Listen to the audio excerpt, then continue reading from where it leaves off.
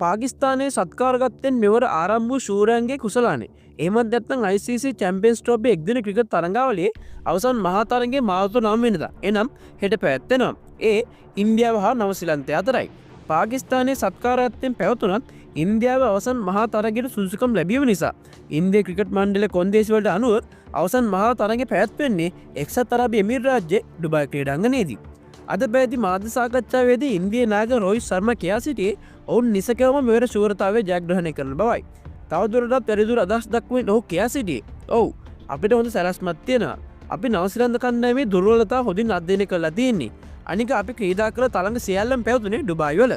ඒක නිසා අපි මේ තනතිරවල ස්වභාවය ගැන හොඳටම දන්නවා. ඒ නිසා මේ තරගය අපට අමාරු තරගයක් නොවේවි යනුවෙන් ඔහු ප්‍රකාශ කර සිටියා. ඩුබායි තනතිරව දෙස බැලුවට පෙනියන්නේ ඒ දගපන්දෙවන්නන්ට උචිත තනතිරුවක් ලෙසයි. වැඩිම කඩු ලබාගෙන ඇත්තේද දගපන්දෙවන්නන් විසින්.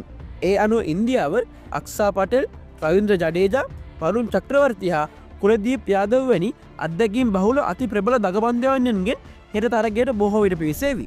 නමුත් නවසීලන්ත වෙනුවෙන් අත්දැකීම් බහුල දගපන්දයන්නට සිටින්නේ ඔවුන්ගේ නායක මිචෙල් සැන්ට් පමණයි. කෙසේ නමුත් අප බලාපොරොත්තු වෙනවා නවසීලන්ත කණ්ඩායම හෙට හොඳ තරගයක් ලබා දෙවි කියලා.